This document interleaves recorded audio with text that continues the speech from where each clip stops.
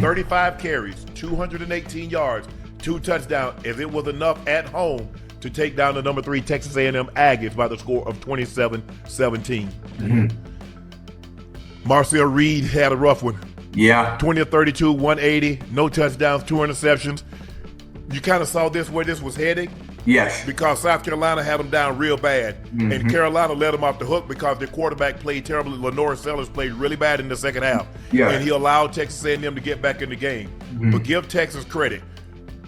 They got conservative. They had a lead. What was the lead? 17? The score was 17-10? Yeah, 17-10. Yes. They got the ball. And then for some reason, Sark got conservative. Yes. And then they go down and score. And then the next thing, Sark said, you know what? I'm done with this. Now he called the game aggressive to come out that first pass, sail route to the tight end, then another pass, and then Arch Manning took it to the house for 35 yards, and they win 27-17. Ocho, how impressive did you think the Longhorns looked? I think they looked very impressive. Obviously, they didn't have to put the ball in Arch Manning's hands for them to actually win the game. He didn't have to throw the team to a victory. They ran the ball so well. They had a balance. Turn your mic on, Ocho.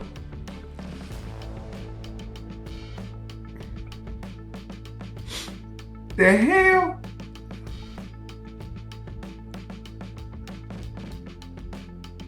Okay, can you hear me now?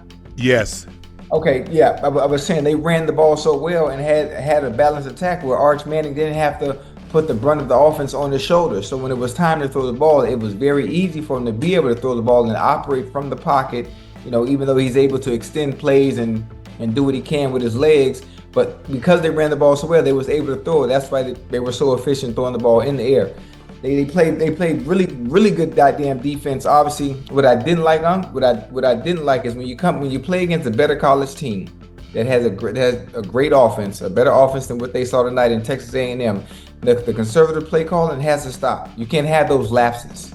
You can't have those lapses offensively where we decide, okay, I don't want to put the ball in harm's way, so now I'm going to call plays conservatively.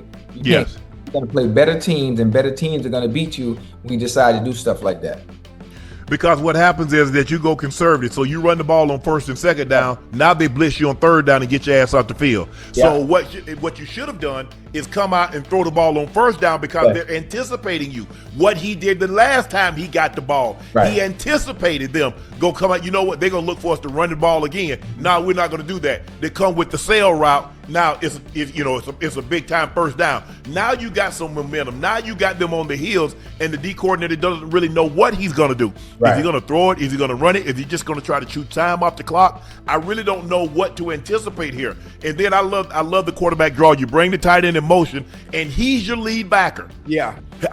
Your lead blocker. That was a great call by Sark. The one thing we know about Sark, and one of the reasons why Arch Manning went there, he's a quarterback whisperer. Yes. You look at who he's worked with in the past and the success that those guys have had. He worked with Mac Jones. He worked with Matt Leinart and Carson Palmer. He's worked with some of the better prototypical quarterbacks that when they go to the league, they're very well prepared. And so I think that's one of the things, because obviously Arch Manning wants to go to the NFL like his uncle, Peyton and Eli. And I need to get prepared, because I can't get prepared once I get there. I need to be prepared once I arrive there.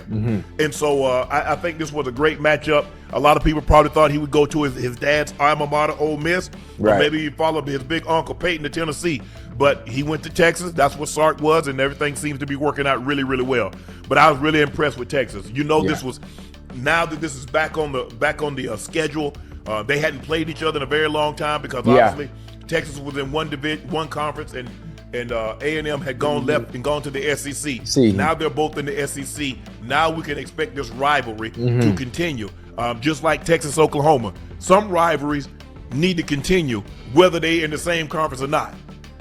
If it's an out of schedule, something, even let's just say for some unforeseen reason, Ohio State or Michigan were to leave the Big Ten. I don't care. I don't care where y'all go. Y'all can go to Division III. We playing y'all ass every year. One year it's in Michigan, the next year it's in Ohio State.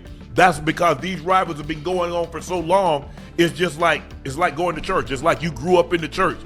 Okay, we grew up watching these rivalries. Auburn, Alabama, Michigan, Ohio State. That's what it should be.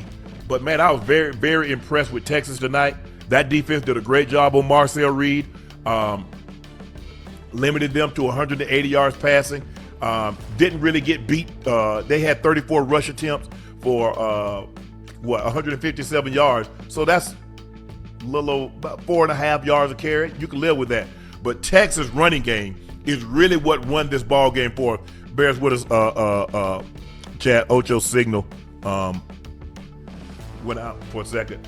But it was their running game, because we had talked about all year long about Texas not being able to run the football. And finally tonight, when they really absolutely needed to run the football and they absolutely had to run the football, they were able to run the football.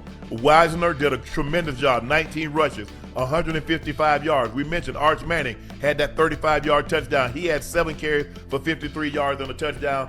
And Townsend, they ran a great, they put him in a wing set, the tight end. And they were looking for something else, and they handed it to him, and he goes in for like a 2-yard touchdown run. So I thought Texas' ability to run the football tonight was really the difference in the ball game, because I don't believe that Arch Manning, with that vaunted pass rush that Texas A&M have, I don't believe Arch Manning could have just dropped back and threw Texas to a victory. Because they were able to run the football, because they're able to play action off of it, they were able to win this game. And I was very, very impressed with the Texas Longhorn. They got something going. Do I believe Arch Manning is coming back? Yes, I absolutely do. Do I think he'll be better next year than he was this year? Because this is really his first year starting. Quinn Ewers was there, and yeah, he filled in, but beating San Jose State and beating some of those lower tier teams, that doesn't prepare you for the next level that you anticipate playing at. And so I was really impressed, especially the back half of this season. Yeah, we saw him against Ohio State, and we saw him early in the year, and most people, I know I wasn't very impressed, but if you look at those last 4 or 5 games that he's played, he's impressed me. The way he's thrown the football, the poise in which he's shown, I'm very, very impressed with Arch Manning. And I think, he's going to be what they thought he was going to be, which is a top 3, top 4 pick. Who knows, maybe even a number 1 pick like his uncles Peyton and Eli were. But it was a very impressive win, and I know, sorry. Chuẩn bị bữa sáng, ăn vặt lấy mút, đu phim oppa, xé rong biển Âu Food, trúng chuyến đi Hàn, khám phá ẩm thực cùng nhiều phần thưởng bất ngờ. Xé rong biển Âu Food bay vút đến Hàn. I don't think they have a chance to go at 9-3. I don't think they have a chance to make the college football playoff.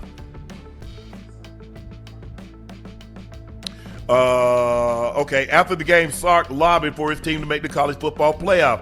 That team was undefeated, number 3 in the country. A lot of pundits out there think they're the number 1 team in the country. Nobody thinks that, Sark, but we love you. We just beat them by 10. If you really look at the body of work, you really look at the SEC and what we have to go through every week, you look at the non-conference